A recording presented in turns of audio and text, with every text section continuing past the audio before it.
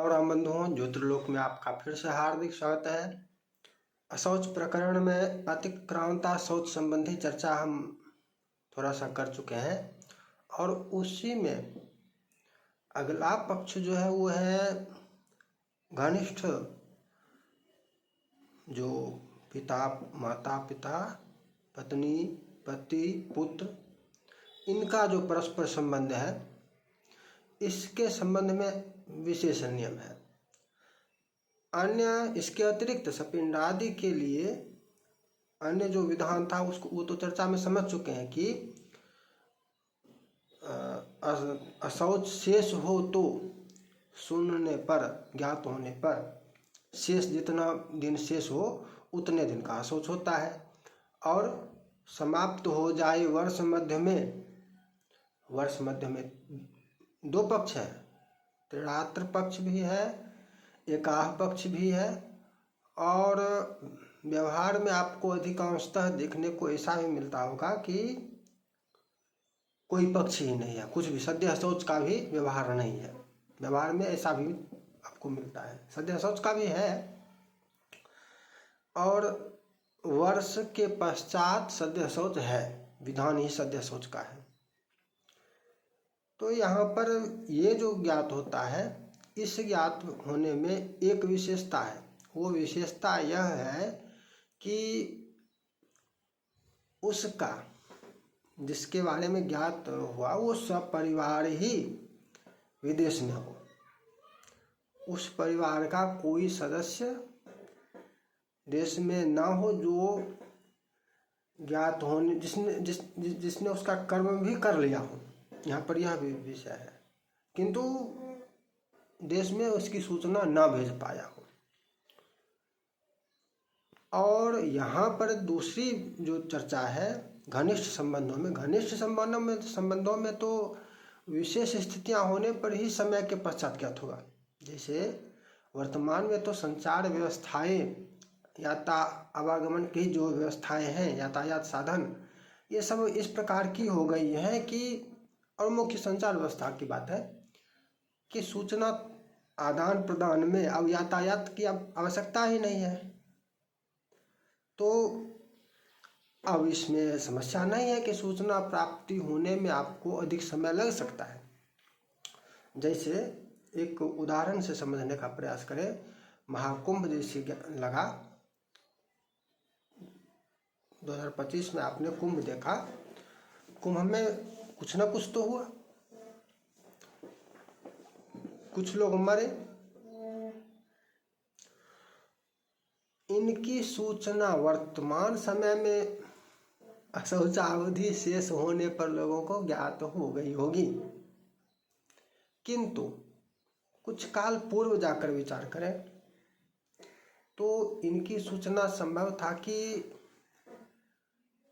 15 दिन पश्चात, 20 दिन पश्चात, महीने भर पश्चात सूचना मिलती, और ऐसा भी संभव था कि सूचना मिलती ही नहीं, 12 वर्ष के पश्चात मृत मान लेते, ऐसा भी हो सकता था। सूचना में यहाँ पर आपको ये देखने को मिल सकता है कि इसकी सूचना नहीं मिल सकती थी, ऐसी इसमें संभावना थी। इसी प्रकार से और भी होता है कि विदेश में जो है तो भी घनिष्ठ जो होता है उसकी सूचना मिलती ही है, और इस घनिष्ठ संबंध में माता पिता, पुत्र, पति, पत्नी, इसकी सूचना यदि मिले तो पितरौ चेन मृतौ स्याता दूरस्थोऽपि पुत्रक श्रुत्वा तद्दिनमारभ्य दशाहं सूतकी भवेत्। यहाँ पर एक स्थान से तो दूसरा दो पक्ष आ जाता है एक विषय में कि अशौचावधि शेष हो तो, सब मिल जाए तो। यहाँ पर ये तो एक प्रकरण है, और दूसरा प्रकरण है कि सब न मिले, वहाँ पर ज्ञात हो। दो पक्ष है। तो दोनों पक्ष में यहाँ पर इन संबंधों के लिए श्रुत्वा तद्दिनमारभ्य दशाहम सूतकी भवेत्, जिस दिन श्रवण करे, ध्यान दीजिए, चाहे किसी प्रकार से सूचना प्राप्त हुई हो, जिस दिन श्रवण करे, सब देखने की बात नहीं है, सब देखे तब, दाह संस्कार करे तब, यह नहीं है व्यवस्था। पैठी नसी का वचन है, जिस दिन श्रवण करे, सुने जिस दिन, सूचना जिस दिन प्राप्त हो, उस दिन से, तद्दिन आरभ्य, उस दिन से आरंभ करके दशाहम सूतकी भवेत्, दशाहा शौच, उस दिन से आरंभ करके, किस दिन से? श्रवण दिन से। अब यहीं पर एक विशेषता आ जाती है, क्या? तो जितने भी समाज के संसर्ग में रहने वाले, अर्थात अशौच में एक दूसरे का अशौच मानने वाले, यहाँ पर इसको समझ लेते हैं, एक दूसरे का अशौच मानने वाले जितने होते हैं, जो अशौच संपर्क में है, वो बीच असमान अशौच नहीं, व्यवहार में नहीं मिलता है। क्यों? इसकी चर्चा तो कर चुके हैं कि संसर्ग के कारण व्यवहार में असमान शौच दिवस देखने को नहीं मिलेगा। अब उनके लिए व्यवस्था भले ही त्रिरात्रा शौच की हो, किंतु यदि उसका जो पुत्र पिता परस्पर ये सब जो है संबंध, उसके घर में यदि दशाहा शौच हो, तो सबके सब वहाँ पर दशाहा शौच में ही सम्मिलित हो जाएंगे। उनके लिए व्यवस्था जो भी है, सबके सब उसके पूर्णा शौच में उसी की भांति सम्मिलित हो जाते हैं। व्यवहार यही है। भिन्न भिन्न पक्षों के लिए भिन्न भिन्न दिन की व्यवस्था है, किंतु वह विशेष व्यवस्था है और उसमें संसर्ग का तो अभाव होना चाहिए, तब है ना।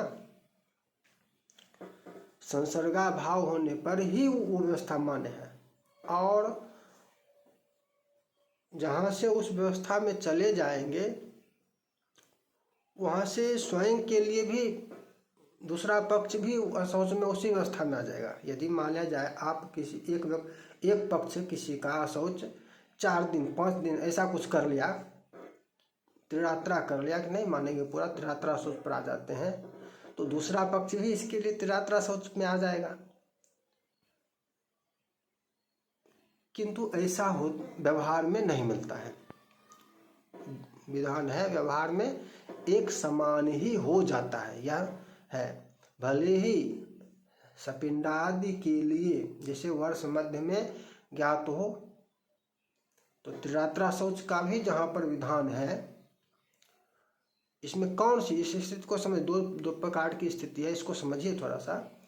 एक स्थिति यह है कि मृतक का परिवार, मृतक सपरिवार विदेशवास में था, मृतक के परिवारीजनों ने वहीं पर उसका समस्त सभी काम कर दिया, सूचना, उसकी सूचना उनके सपिंडादि को अशौच समाप्ति के पश्चात वर्ष मध्य में मिली। उस स्थिति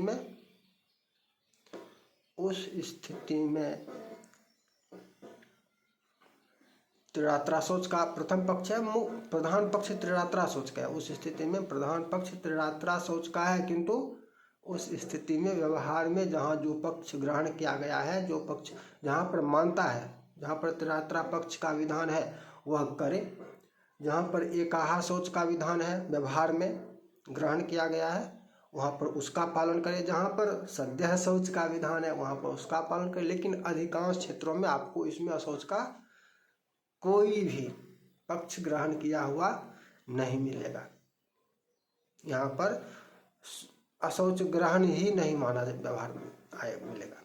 वर्ष के पश्चात तो सद्य शौच है ही, अशौचाभाव हो ही जाता है। सद्य शौच में भी यद्यपि है कि सद्य शौच का भी तात्पर्य स्नान अपेक्षित, स्नानापेक्षा है। स्नान की अपेक्षा ना हो तो अशौच का अभाव है। सद्य शौच में स्नान आवश्यक हो जाता है। तो इसमें इसको समझ गए ना। और दूसरा पक्ष इसमें है कि वह उसका परिवार, मृतक का परिवार विदेश में ना हो, मृतक का परिवार देश में ही हो और सबको ज्ञात हो जाए। दूसरा पक्ष यह है, उसके परिवार को भी ज्ञात हो और पूरे कुल को, सगोत्र को, शोधक को, सबको ज्ञात हो एक साथ। नियम तो यही जो है वही प्रभावी होगा, नियमानुसार वही होगा, किंतु चूंकि यहाँ पर उसका परिवार उपस्थित है, यह परिवार जो उपस्थित है यह पूर्णा शौच दशाहा शौच करेगा श्रवण के दिन से। तो उसी के अशौच से जितने भी अशौच संबंधी हैं, जितने भी अशौच वर्ग में हैं, सबके सब व्यवहार में पूर्णा शौच ही करते हैं, उसके अशौच में ही सम्मिलित हो जाते हैं। यह व्यवहारिक पक्ष है। अशौच का विधान जितना भी हो,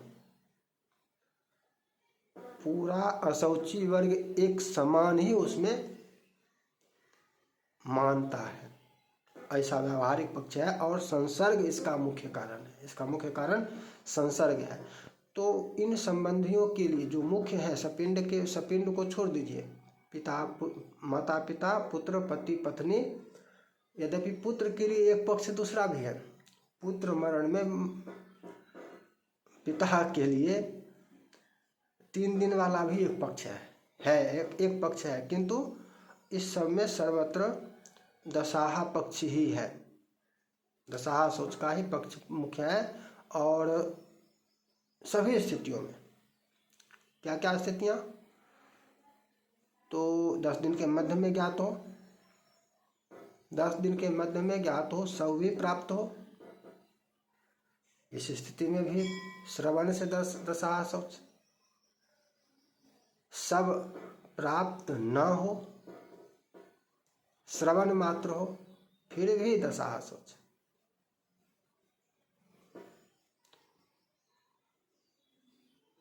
तो इस प्रकार से ये अतिक्रांता शौच का विधान है।